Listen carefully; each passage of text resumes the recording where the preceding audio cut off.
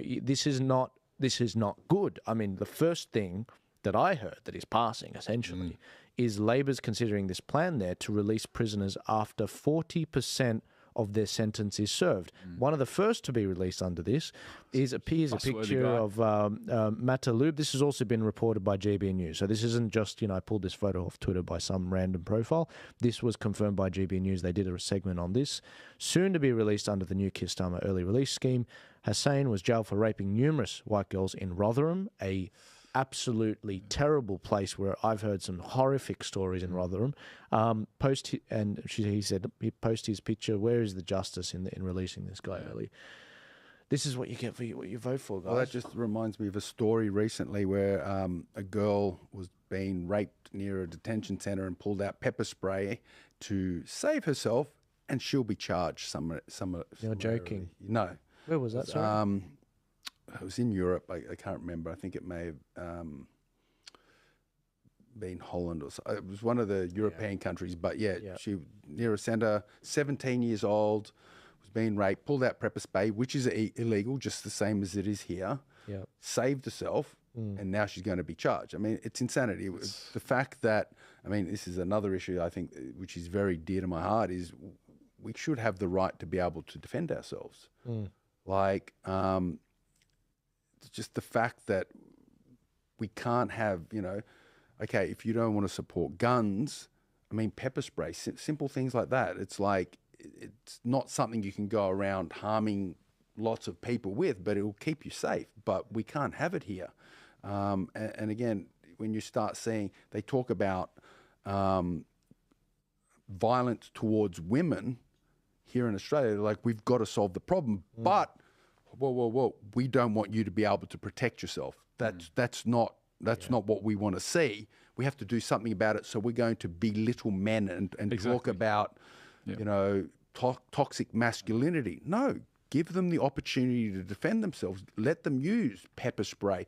I think it should be more extreme than that. I think we should absolutely be able to defend your life, your family, your home, all the way. But at least take that first step. Let women, if you're so worried about violence against women, give them the opportunity to protect themselves. Yeah. We got the story actually behind the screen. Not on my one. We've got the 17-year-old girl faces fine for using pepper spray. Danish. That's it. In the Danish. Yeah. Look, this is in Denmark. The idea that this would happen. You guys seriously, if you want to lose take it from a Syrian Aussie guy. You got to get your border straight. You got to police it better. We're not perfect, but we've got down pat the illegal immigration for now. We stopped the boats many years ago. You've got to get your crap sorted. You've got to police your values. I've heard Sweden's having a lot of problems with those sort of issues at the moment. They're done. It's just, and they're not allowed to talk about it. They don't release figures on sort of racial statistics on who's committing the crimes because they don't want anyone talking about it. Sweden has just fallen. And this is what freaks me out about Australia. In the very first show, we covered the fact the Electoral Commission in the next census, they're going to stop recording ethnicity data. That's terrible. That should definitely be resisted. But you brought up the Rotherham rape cases, and that's what made Tommy Robinson famous. And Tommy Robinson exposed that and was talking about it, and what was going on was absolutely horrific. The police were either ignoring it or covering it up. And just like what happened to this young woman, Tommy Robinson, he's the one who started getting in trouble from the law. He's the one who started getting charged with hate speech and things like that. And this is the kind of thing that leads to violence on the streets. When people see this happen time and time again, and the police are not doing anything to stop it, people will start taking matters into their own hands. And that is exactly where England is heading. Yeah, and it's at that point they will police Islamophobia or whatever, fill in the phobia. They will start policing that. And that is what really annoyed me on October 7th when we saw the attack, the atrocity that happened on October 7th. We saw the response in Australia, the celebrations, and we saw people celebrating in the streets outside the Opera House And the police, unlike how they treated, all the freedom protesters, many of which were Muslim, they're like, yeah, we can't even shut these guys down. They admitted we will not, and we can't shut these guys down. And I thought, that's not acceptable. That's not acceptable. Find me a premier that's going to actually get this done. Yeah, especially when they're borderline inciting violence. I mean, when you're out there saying, "Where's the Jews?" That's borderline inciting violence. Yeah. As someone that stood up for southwestern Sydney during the time where they tried to throw me in prison and they tried to do what they did to me, visited my house 9 times, I was like, oh, no, you don't. No, you don't. If you're going to start going after especially Jews in the eastern suburbs, we're not having that. We're all Australians. We're under one flag. If you feel so passionate for one side or another, you go over there and you fight. You go over there and you grab a rifle and you take up your jihad or your whatever, your Jewish fight. You leave that crap out of here. When we came to Australia, we left the old battles there. That is very important, because there was always a kind of agreement among Australians that you don't bring your old hatreds here. And basically everyone accepted that. My grandparents came from Eastern Europe. Other than during soccer games. Other than during soccer games between Serbs and Croats. That's right. As a Croatian, that's why I remember that. That's it, in Liverpool, I know, around there. Other than that, but that rule really does seem to have sort of gone to the winds since the 1990s.